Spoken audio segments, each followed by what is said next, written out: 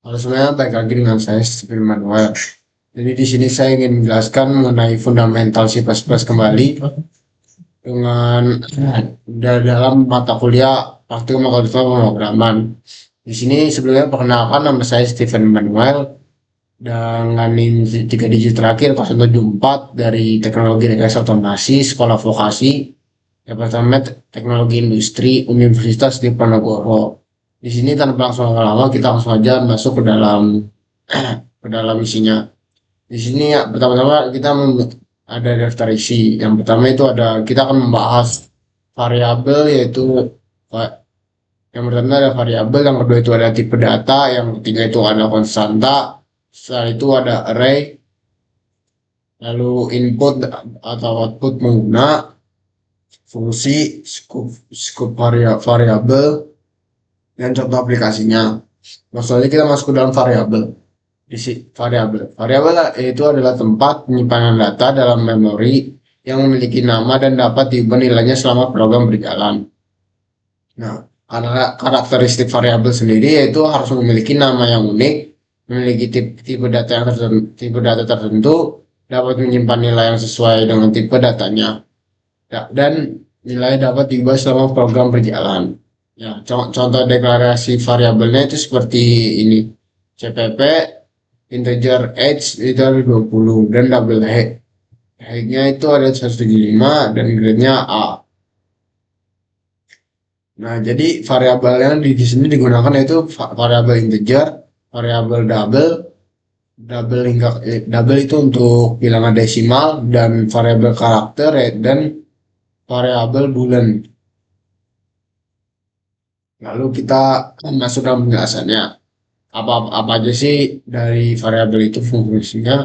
Yang pertama itu variabel integer terlebih dahulu, yaitu untuk menyimpan bilangan bulat, dan variabel double menyimpan bilangan desimal. Variabel char itu untuk karakter itu atau karakter menyimpan satu karakter, yaitu boolean, yaitu untuk menyimpan nilai true atau false. Nah, kita masuk ke dalam tipe data. Nah, tipe data yaitu menentukan jenis data yang dapat disimpan dalam variabel dan operasi yang dapat dilakukan padanya. Dan tipe data dasar dalam C++ yaitu ada tipe tipe ukuran tentang nilai dan contohnya. Di sini saya sudah mengambil tipe datanya itu ada integer. Integer itu berukuran 4 byte dan tentang nilainya itu adalah -2, 147, 483, 648 hingga 2, 147, 483, dan 647. Contohnya seperti integer age sama dengan 20. Lalu kita masuk ke dalam tipe data double yang berukuran 8 byte. Dan di sini rentang nilainya yaitu kurang lebih tuh ya segitu angkanya, dan contohnya itu ada misal double double height-nya itu kita menggunakan tadi 170,5. Lalu kita masuk dalam tipe data float yang berukuran 4 byte, dan ini rentang nilainya. Lalu contohnya itu adalah float price, itu sama dengan 99,99. Langsung kita masuk ke dalam tipe data char yang berukuran 1 byte dan nilainya itu -128 hingga 127. Dan contohnya seperti ini. Lalu kita masuk ke dalam tipe data boolean yang itu 1 byte, tentang nilainya itu hanya true atau false, yang seperti bool is student true. Masuk ke dalam tipe data terakhir yaitu tipe data string yang berukuran dalam bentuk variabel, tentang nilainya seperti berikut. Selanjutnya kita masuk ke dalam contoh kodenya, yaitu di sini saja di sini saya ingin menjelaskan contoh kodenya. Yang pertama itu ada include your stream using namespace standard. Yang Include stream itu berfungsi untuk mengimpor library standar untuk input atau output. Lalu kita gunakan using namespace standar yaitu agar kita bisa menulis cout, count tanpa perlu menulis. Lalu kita masuk ke dalam integer main. Langsung kita masuk dalam variabel dengan berbagai tipe data. Yang pertama itu ada integer age. Kita masuk sama dengan 10 yang berarti nilainya adalah 20. Lalu kita masuk dalam tipe data double height yaitu 170,5 dengan bilangan desimal belakangnya. Lalu char grade A dengan karakter A, menyimpan karakter A, lalu boolean itu untuk student dengan menyimpan data true, dan string name dengan menyimpan variabel body. Dan di sini count di sini digunakan untuk mencetak layar, dan NDL sini membuat baris baru. Output dari seluruh ini nanti akan seperti nama, budi, dan umur 20, dan mungkin nama budi umur 20, tinggi 170,5 dan kelas A, lalu apakah dia siswa, jawabannya true. Dan untuk mengakhiri program kita menggunakan return. Nah, kita masuk langsung ke dalam konstanta. Konstanta adalah variabel yang nilainya tidak dapat diubah setelah dideklarasikan. Konstanta digunakan untuk nilai yang tetap dan tidak berubah. Nah, cara membuat konstanta itu sendiri menggunakan kata kunci consta sebelum tipe data, const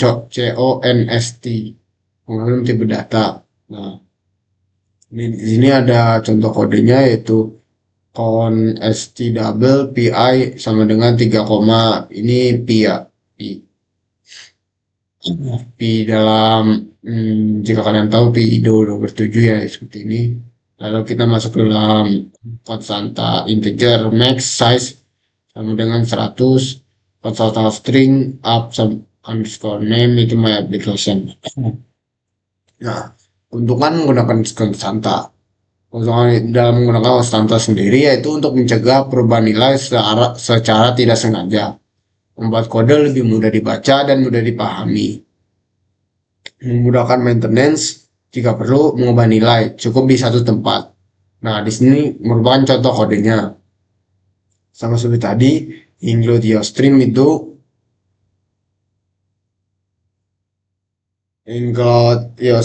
untuk mengimpor library standar untuk input atau output. Lalu kita masuk ke dalam using namespace agar kita bisa menulis cout tanpa perlu menulis std titik dua kali dengan cout dengan count.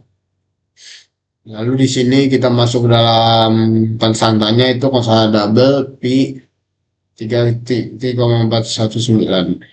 Lalu penggunaan konstantanya yaitu dengan double radius 5. Dia double radius itu untuk seperti di sebelumnya, di sini double digunakan untuk menyimpan kata desimal dengan radius 5,0 yaitu 5 dengan double areanya itu area dan rumusnya itu pi dikali radius, dan di sini dia akan mencetak area lingkungan dengan radius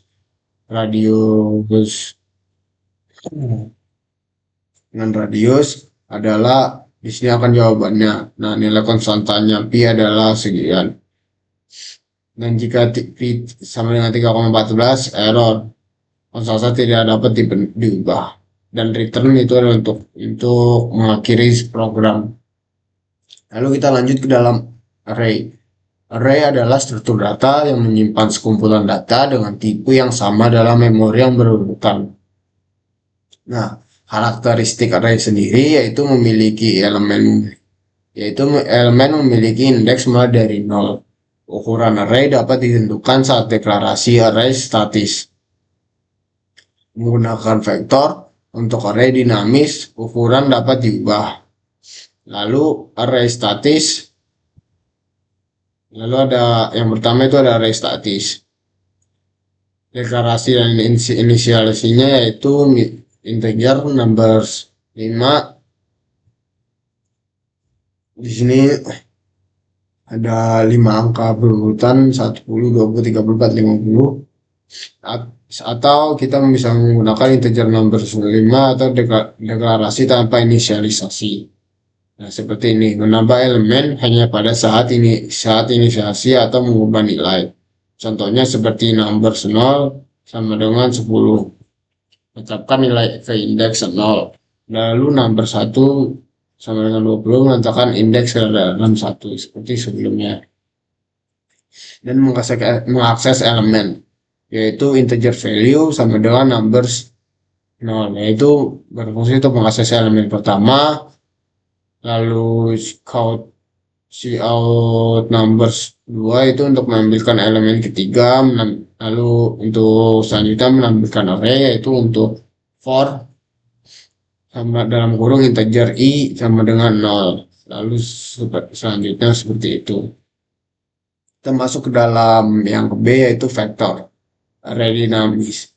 Array vektor atau array dinamis. Yang pertama deklarasinya itu include vektor sama dengan dynamic string dan namanya.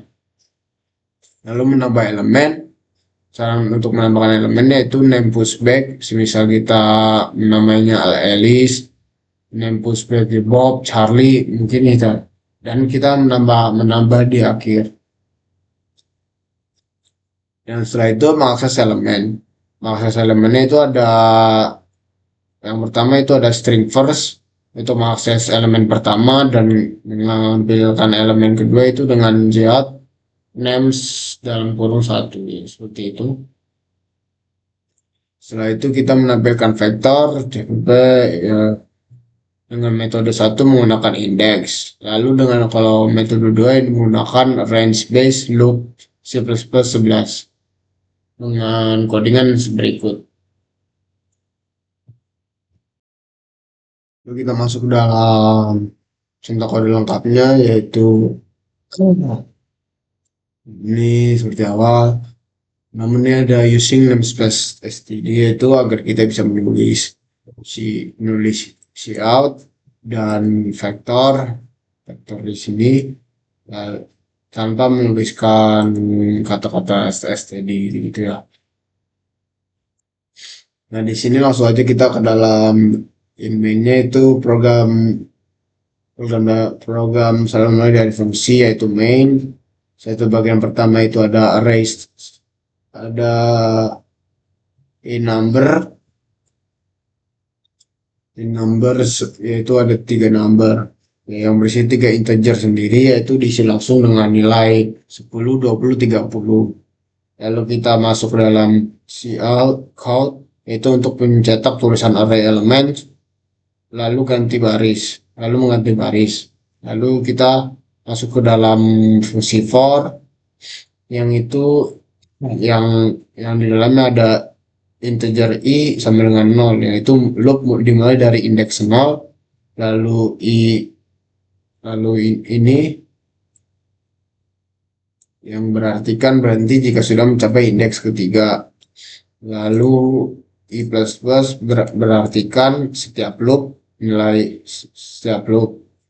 i bertambah 1.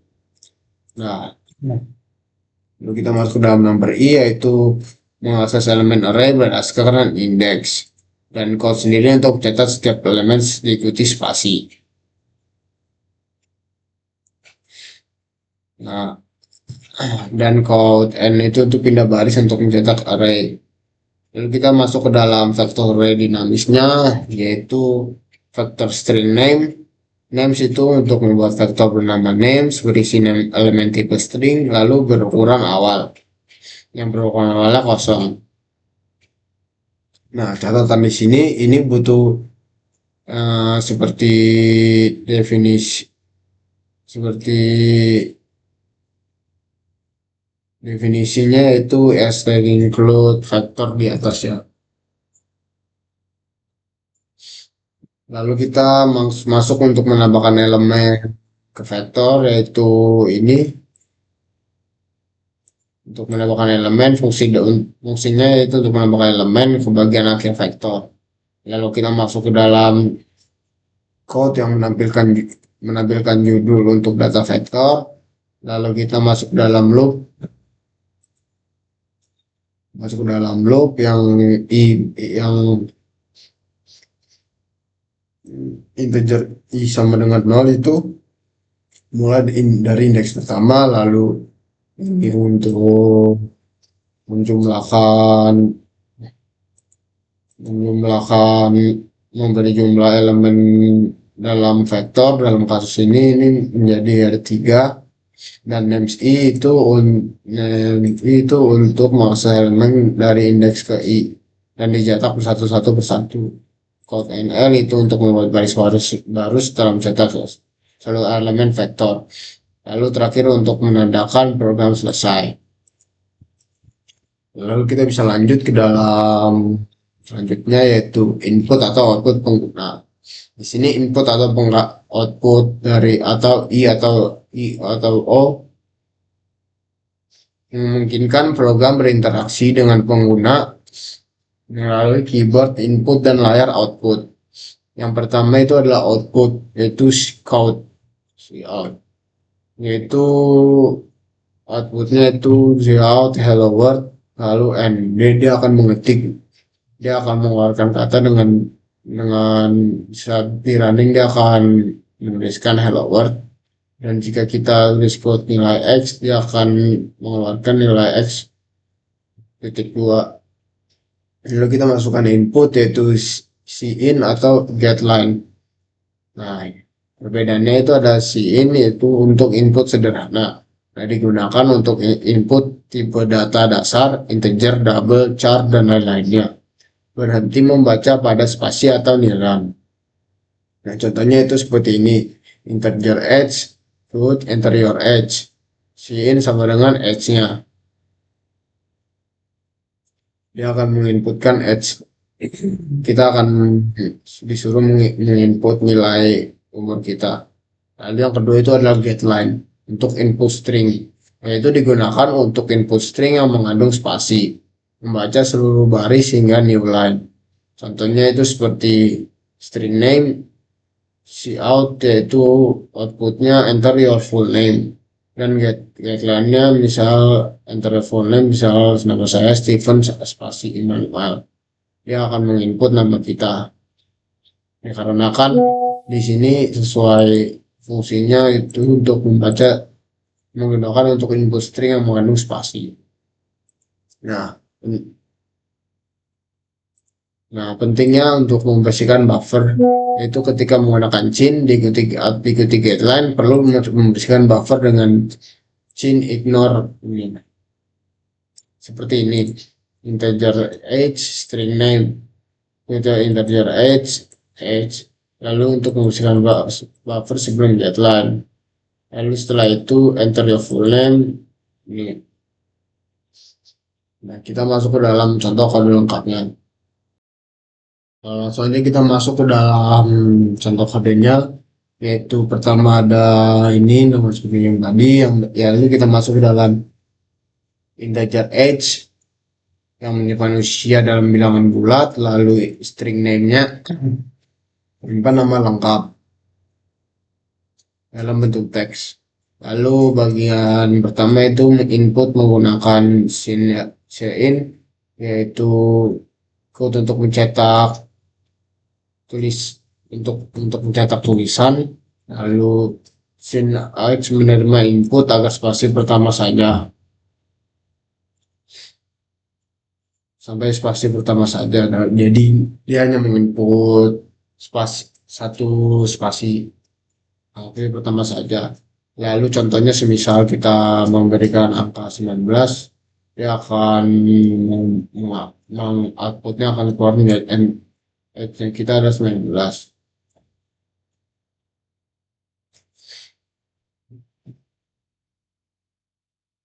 Nah, scene ignore.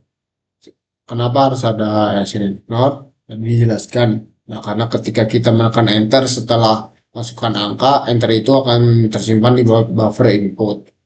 Nah, jika tidak dibersihkan, getLine akan membaca enter tersebut menjadi input kosong. Dan scene titik ignore digunakan untuk menghapus enter yang tersisa di buffer sehingga getLine dapat bekerja normal. Kita masuk dalam cout yaitu enter your full name. Kita akan menggunakan getLine karena getLine untuk menggunakan kata yang memiliki spasi, yaitu kita masukkan nama kita, lalu dia akan menggunakan output. Di sini dia akan enter full name dan outputnya akan Stephen. Secara saya memasukkan nama saya Stephen.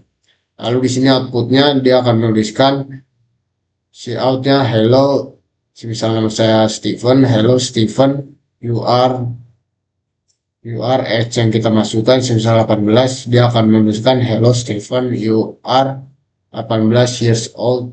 Dia akan langsung berhenti dan program akan langsung selesai. Nah, kita masuk ke dalam fungsi. Fungsi adalah blok kode yang dapat dipanggil berulang kali untuk melakukan tugas tertentu. Fungsi membantu dalam modularitas kode, reusability, dapat digunakan kembali, memudahkan debugging, dan maintenance. Nah, fungsi sederhana tanpa parameter dan return, yaitu void grade seperti ini. Nah, dan in main grade memanggil fungsi return null. Yang ke B itu adalah fungsi dengan parameter. Parameter memungkinkan fungsi menerima data dari pemanggil seperti void grade, string name, cout, hello, name, dan end. Seperti ini memanggil dengan parameter. Lalu yang ketiga itu ada fungsi dengan return value. Fungsi dapat mengembalikan nilai menggunakan kata kunci return, yaitu integer add numbers in A, integer B, lalu return A plus B, lalu integer main, integer result, add numbers 5,7, 5 sampai 5 dan 7, dan hasil penjumlahannya dia akan langsung resultnya akan langsung di sini muncul. Lalu kita masuk ke dalam fungsi dengan parameter dan return, yaitu kombinasi parameter dan return value untuk fungsi yang lebih kompleks seperti ini. Kalau kita masuk dalam fungsi dengan parameter return, yaitu integer add numbers, integer A dan integer B untuk menyimpan data integer, yaitu misal kita menginputkan 10 dan 20, dia akan returnnya ditambah B. Lalu multiple integer, yaitu multiple integer untuk mengkali, dan lalu integer x, misal kita masukkan integer x itu 5 dan y 7. Integer add numbers, dia akan menambahi add numbers untuk menambahi dan multiply untuk mengkali, dan di sini akan keluar outputnya. Lalu kita masuk ke dalam jenis fungsi. Jenis fungsi yaitu ada jenis fungsi sederhana, fungsi dengan parameter, fungsi dengan return, dan fungsi lengkap. Fungsi sederhana sendiri itu tidak memiliki parameter, tidak memiliki return, dan contohnya itu ada void grade. Lalu fungsi dengan parameter yaitu memiliki parameter dan returnnya tidak ada, lalu void grade dalam kurung string name. Lalu fungsi dengan return tidak ada parameternya dan ada returnnya, yaitu integer get age contohnya. Fungsi lengkap yaitu jenis fungsi lengkap yaitu ada parameter dan juga memiliki return, dan integernya contohnya itu integer add, integer A, dan integer B. Nah, lalu kita masuk ke dalam scope variabel lokal dan global. Scope menentukan di mana variabel dapat diakses dalam program. Yang pertama itu variabel lokal yang dideklarasikan di dalam fungsi atau blok kode, hanya dapat diakses dalam fungsi atau blok tersebut, lalu hancur setelah fungsi selesai dieksekusi. Yang ke B itu adalah variabel global. Dideklarasikan di luar semua fungsi, dapat diakses dari mana saja dalam program, dan tetap saja ada di dalam program berjalan. Contoh kodenya nih.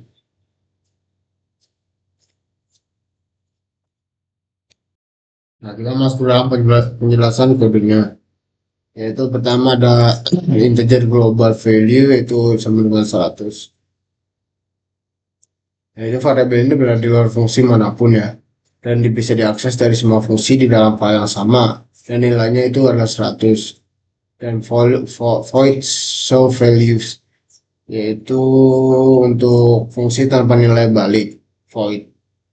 Lalu kita masuk ke dalam integer local value yaitu hanya bisa dipakai dalam show values dan tidak dapat diakses dalam dalam fungsi main. Lalu yang kita masuk dalam cout yaitu berfungsi untuk mengakses variabel global dan tetapi variabel global tidak boleh disamakan dengan variabel lokal fungsi ini mengakses global value secara langsung. Dia akan mengamputkan ini local value yang fungsi dan global value dari fungsi. Ini integer mainnya, dari mainnya ini itu adalah integer lokal main nomornya 200 hanya bisa dipakai dalam integer main dalam fungsi main dan tidak bisa dipakai dalam fungsi lain berbeda dengan global value dan menampilkan dan cout ini akan menampilkan ini itu global value dari main yaitu sama dengan 100 dan global value dari main atau local value dari main itu 200 yaitu ini. Lalu show values saat dipanggil fungsi itu adalah untuk memanggil fungsi mencetak yaitu saat dipanggil fungsi mencetak dia akan local value akan berubah menjadi 50 dan global value akan menjadi 100 dan bagian pentingnya itu variabel lokal tidak bisa diakses di luar bloknya. Penjelasannya yaitu local value hanya ada di dalam fungsi show values yaitu ini. Nah, setelah fungsi selesai, variabel itu hilang, maka hilangnya dari main menyebabkan error. Dan langsung kita lanjut ke dalam perbedaan variabel lokal dan global. Yang pertama itu ada aspek deklarasi dan variabel lokalnya itu di dalam fungsi atau blok. Variabel globalnya di luar semua fungsi. Kita masuk dalam aspek akses, yaitu variabel lokalnya dalam fungsi atau blok. Variabel globalnya di mana saja dalam program. Nah, kita masuk dalam aspek lifetime yaitu variabel lokal selama fungsi masih berjalan dan variabel globalnya itu selama program berjalan. Aspek penamaan yaitu variabel lokalnya bisa sama dengan variabel lain di fungsi berbeda dan variabel global harus unik dalam program. Yang terakhir yaitu aspek rekomendasi.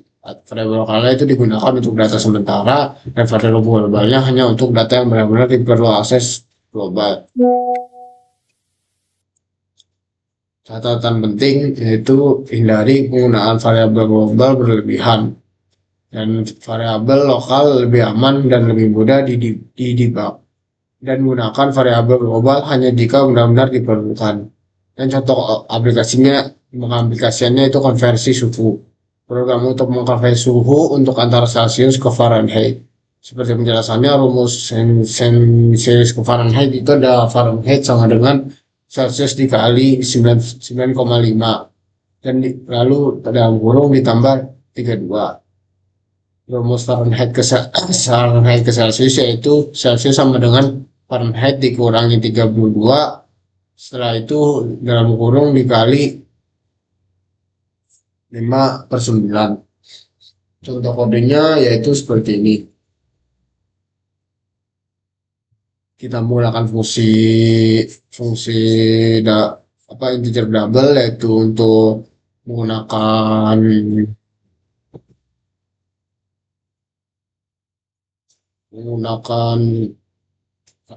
angka desimal. Setelah itu return Returnnya kita menggunakan C kali 9/5 ditambah 32.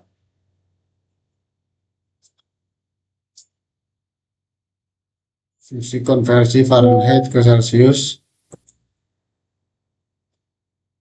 Celsius double to Celsius double F.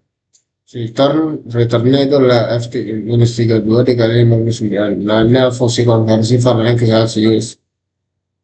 Kalau kita masuk ke dalam fungsi mainnya yaitu double Celsius menggunakan integer Celsius dan integer choice-nya. Dan ini akan menampilkan konversi suhu. Yang pertama Celsius ke Fahrenheit, dia akan menampilkan angka Celsius ke Fahrenheit, dan yang kedua itu Fahrenheit ke Celsius, dia akan menampilkan. Lalu kita disuruh pilih pilihannya itu di sini dan dia akan langsung menampilkan. Lalu di sini menggunakan if choice, memasukkan suhu dalam Celsiusnya, kita memasukkan menginput berapa Celsius, lalu dia akan mengoutput Fahrenheitnya segini itu Fahrenheit Celsius jadi seperti ini, sama seperti yang dua. Masukkan suhu dalam Fahrenheit, dia akan mengasukkan suhu dari Fahrenheit, masukkan suhu untuk Fahrenheit dan Celsius, dia akan mengkonversi ke dalam Celsius. Seperti yang tadi, pilihan tidak valid jika itu tidak sebelumnya.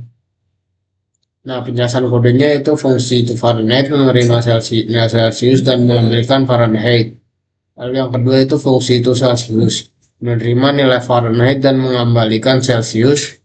Yang ketiga itu program meminta input dari pengguna untuk memilih jenis konversi. Yang keempat itu berdasarkan pilihan program memanggil fungsi yang sesuai.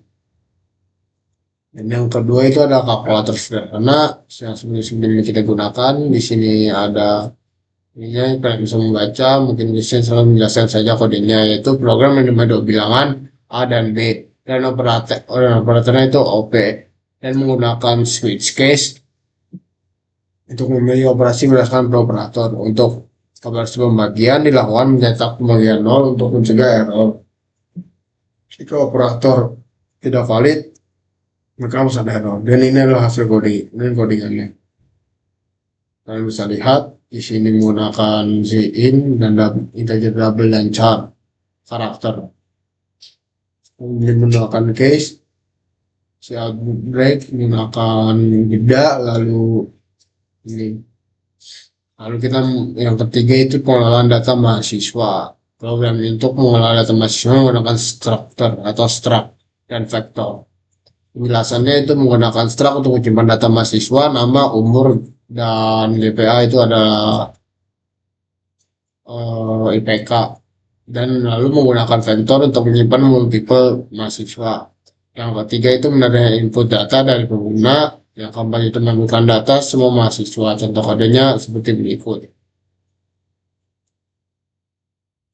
Langsung saja penjelasan kodenya, yaitu untuk struct sudden, yaitu untuk mendefinisikan seluruh data untuk menyimpan informasi mahasiswa. Yang pertama itu nama kita menggunakan integer string, kita menggunakan